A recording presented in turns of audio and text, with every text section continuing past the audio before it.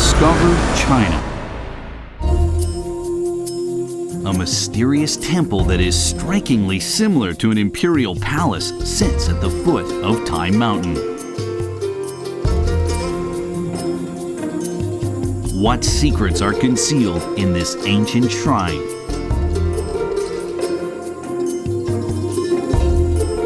Discover China attempts to solve the mysteries of the Emperor's fantasy.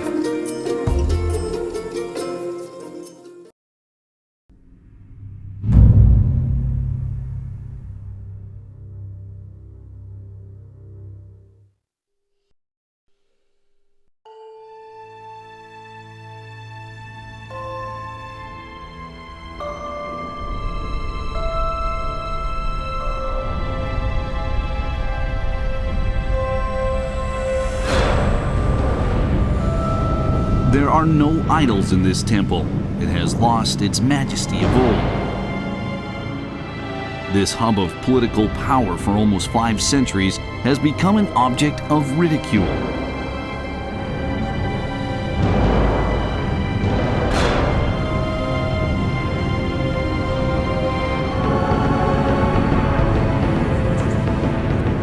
Visitors in search of a vague self-image or Eastern exotica embedded in the golden bricks and emerald tiles will always find in this otherworldly castle their so-called happiness.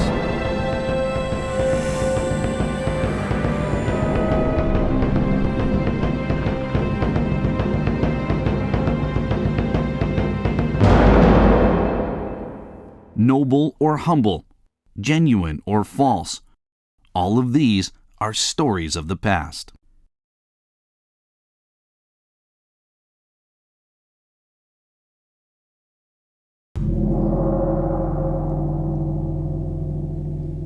The Forbidden City measures 750 meters east to west and 960 meters south to north. It covers a total area of 720,000 square meters with a building area of over 150,000 square meters. It is said that the Forbidden City has altogether 9,999 and a half rooms.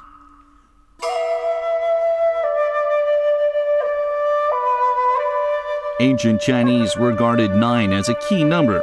Every structure in the palace is associated with the number 9 or its increments. There are 9 knobs on the gates and 9 mythical beasts along the eaves. Even the guard towers at the corners of the palace have 9 beams, 18 columns, and 72 ridges. In Chinese, the number 9 sounds similar to the word long, meaning long-lasting.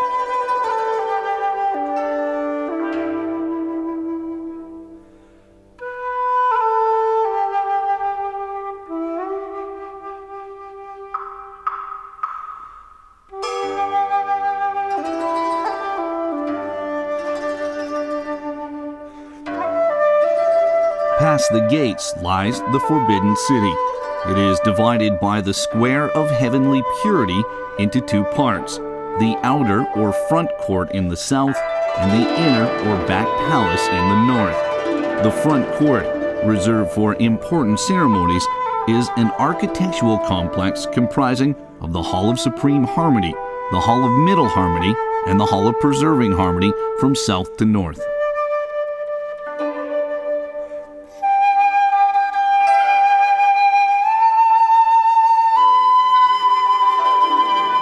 The Hall of Supreme Harmony is also known as the Hall of Golden Chimes.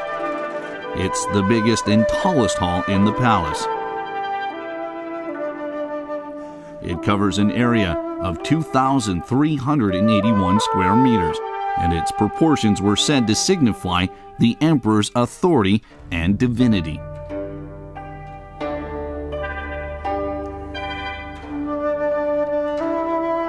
During the Ming and Qing dynasties, important events such as coronations, weddings, inaugurations, appointments, and official campaigns were held here. It is sparsely decorated, the center of attention being the Imperial throne. From this location, every corner of the hall can be viewed as the emperor's authority emanated to the farthest corners of the empire.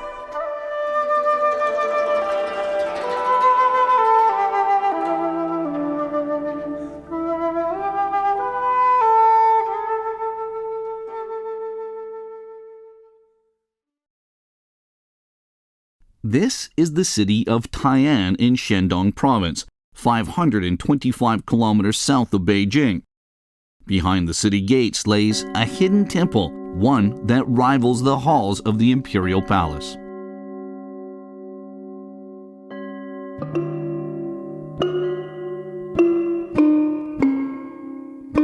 Located to the north of Tai'an, the Tai Temple connects Tai Mountain with the city. This was the place where emperors once worshipped the god of Tai Mountain.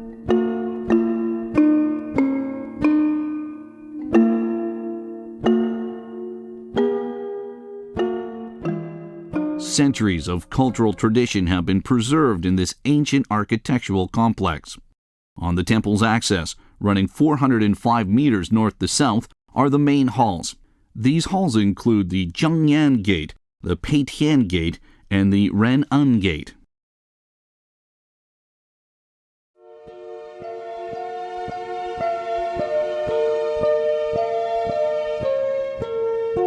Among the trees lie ancient stone tablets, pagodas, and pavilions. The buildings are connected by winding corridors and verandas. Far from the noisy city, the sound of water pouring out of a natural spring accompanies chirping birds in the garden. Wandering by these peaceful and tranquil halls and pavilions, it seems no different than any other garden.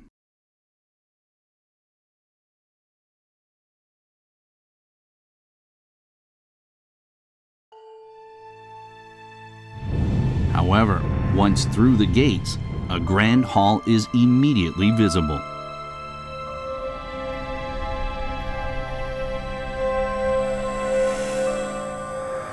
The hall is 64 meters wide and 37 meters deep. Its double-eaved roof and gold-glazed bronze tiles are exquisite. All of these architectural traits are indicative of an imperial residence, and they are among China's most prominent existing ancient buildings. This construction style is found only in the Forbidden City's Hall of Supreme Harmony and in this hall.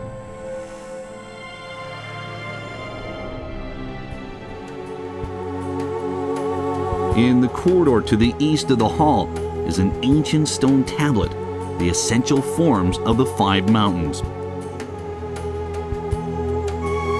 Examining the inscription, 5 glyphs are apparent, each representing one of the 5 mountains.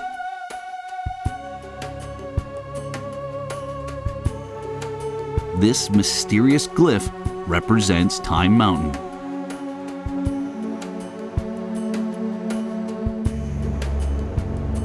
Tai Mountain is situated in the center of Shandong Province. It stretches for over 200 kilometers east to west and approximately 50 kilometers north to south. The mountain covers an area of 426 square kilometers. Its highest peak is about 1,530 meters above sea level.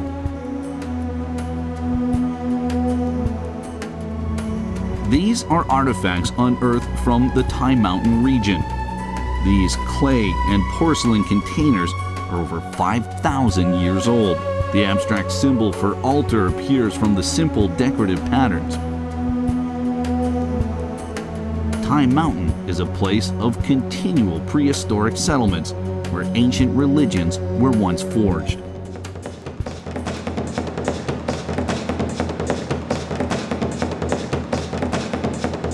This ancient dance is called Mao Gu Se. It is similar to sacrificial rituals. The dance embodies ancient nature worship and ancestral praise.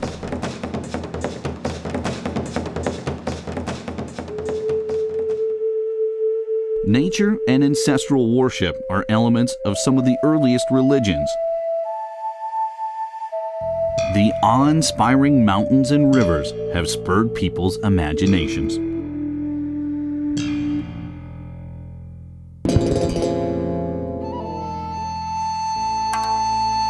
In the past, the forebears of the Chinese people believed that the sky was held by the 5 mountains, which they called Yue. The Yue in the east is Tai Mountain.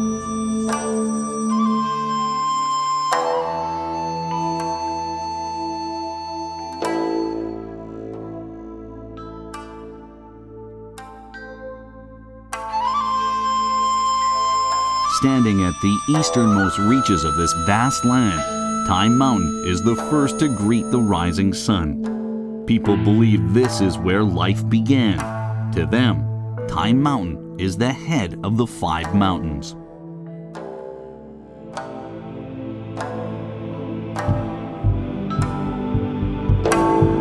In Chinese mythology, Tai Mountain was the altar where heaven was worshipped. Legend has it that 72 emperors must hold a sacrificial ritual on Tai Mountain called Chai Wang, meaning the firewood watch. When the firewood was lit, flames would burst and smoke would rise, sanctioning the divinity of the emperor.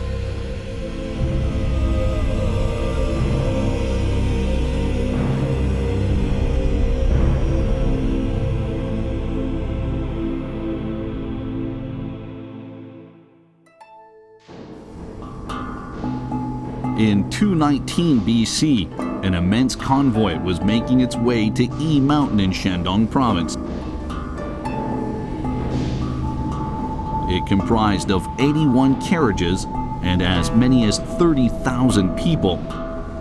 Their final destination was Tai Mountain. China's first emperor, Qin Shi Huang, who had just conquered and unified the country, was riding in the biggest carriage. Treading on the soil that once belonged to his enemies, he was filled with pride.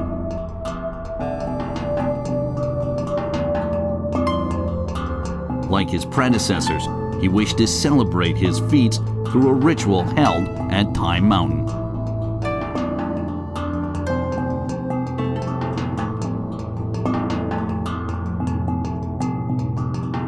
According to legend, the first emperor erected a mound on top of the mountain to worship heaven. He would sweep the ground at the foot of the mountain to express his reverence for the earth. This mysterious ritual was called Feng Shan. The emperor wished to proclaim to the world that his power, ordained by heaven, was unchallengeable.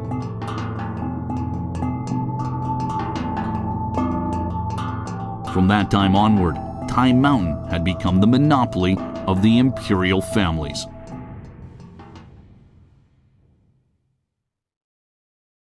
"109 years later, another emperor took this ritual to the next level. The cypresses planted by the Emperor Wu of the Han Dynasty have witnessed over 2,000 years of political changes. Today, they still stand as the symbols of royal influence.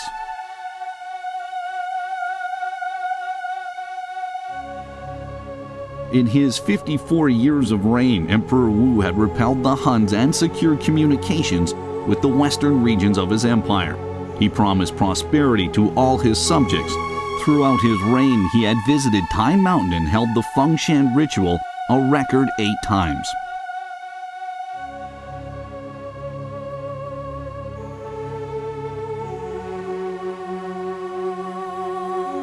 When he climbed to the top and looked upon the mountains, he was overwhelmed by many thoughts. He decided to leave behind a blank stone monument. This monument, which remains an enigma, sitting at the summit for over 2,000 years.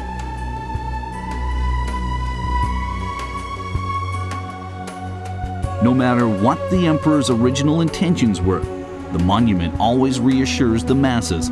As long as Tai Mountain stands, so will the country.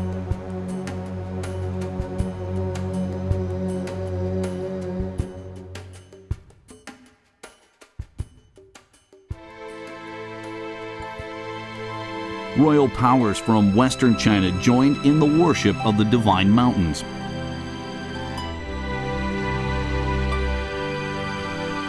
Tai Mountain became a sacred symbol to the country's unity and the emperor's sovereignty.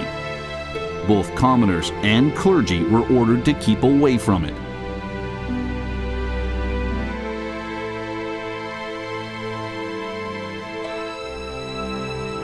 The historical traces of the Fengshan ritual took a new turn during the Song dynasty. A stone monument at the west side of the Peitian Gate recorded Song dynasty Emperor Zhenzong's bestowment with titles such as Heavenly Benevolent and Holy Emperor and God of Tai Mountain. Emperor Zhenzong lacked both Emperor Wu's intelligence and Emperor Xuanzong's diligence. During his reign, the country was on the brink of collapse.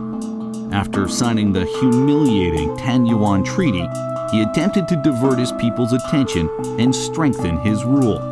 He had spent a great deal of money and manpower to build a monumental hall, which adopted the greatest architectural designs of ancient Chinese buildings. He had also directed his court to put on an unforgettable farce.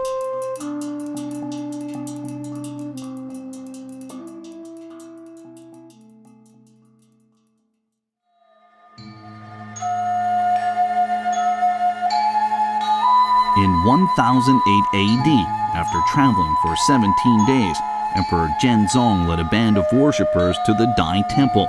He brazenly told his followers that a deity appeared to him in a fantasy and instructed him to receive heaven's blessing at Tai Mountain.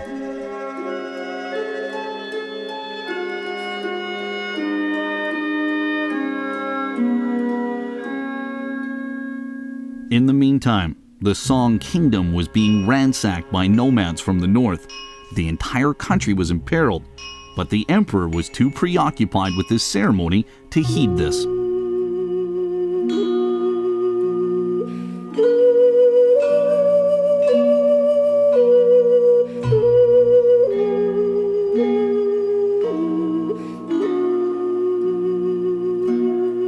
He burned incense and bowed to the heavens, the earth, and his ancestors. He put great importance on kneeling at the foot of this statue. This is the god of Tai Mountain, the god of the sun, and the king of all the gods.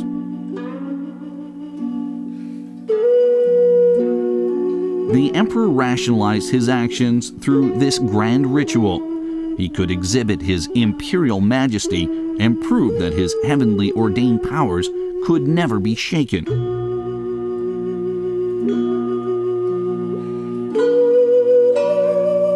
His devotion earned him a blessing paper from the god of Tai Mountain, which had already been drafted by the officials following the emperor's wishes.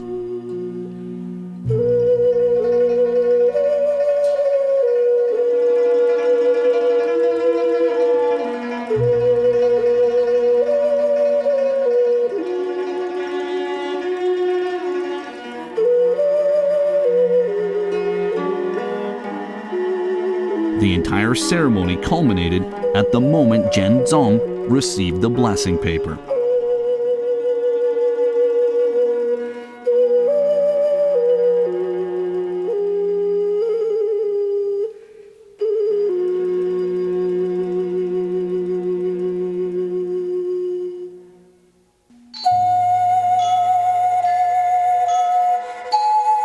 This well-preserved fresco is based on scenes from the emperor's fantastic and farcical ceremony.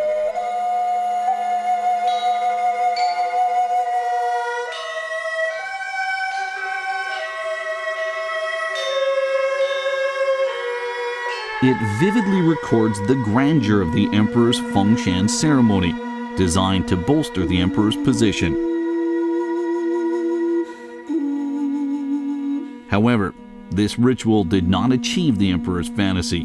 Zhenzong became the last emperor to hold the ritual at Tai Mountain.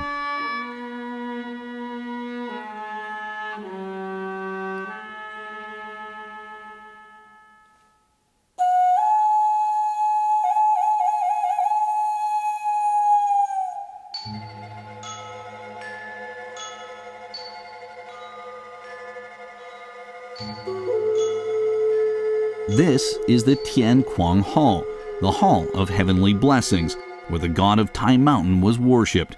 It is identical in size to the Great Hall, with numerous columns and extravagant decorations.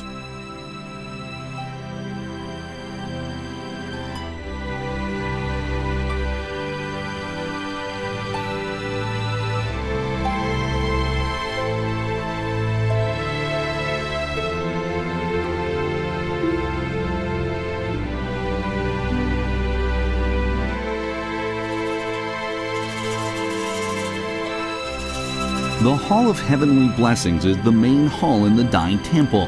It used to be reserved for emperors only, though people were allowed to worship in front of it.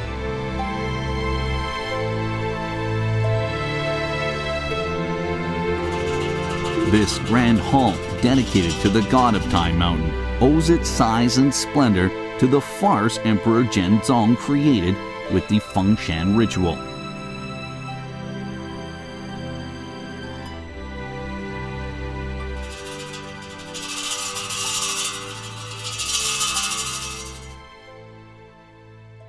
In the spring of 1790 AD, Tai Mountain had a very special guest.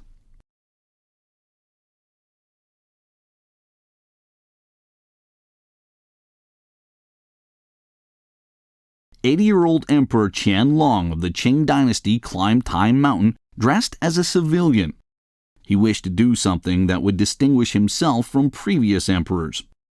This giant boulder is 30 meters high and 12 meters wide. One of Qianlong's poems praising Tai Mountain is carved on it. It is one of the largest cliff inscriptions, called the 10,000 Yards Monument. In his poem, Qianlong proudly declared that he has put his mark on this gigantic landscape painting of Tai Mountain.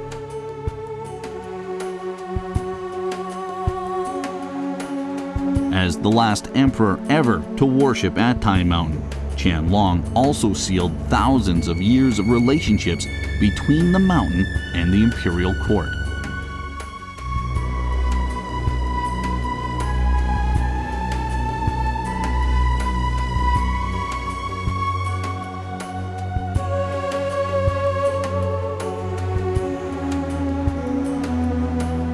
These are the sacrificial offerings Qianlong brought to Tai Mountain. Incredibly, the wood's fragrance, as well as a glimpse of imperial glory, now long lost, still lingers.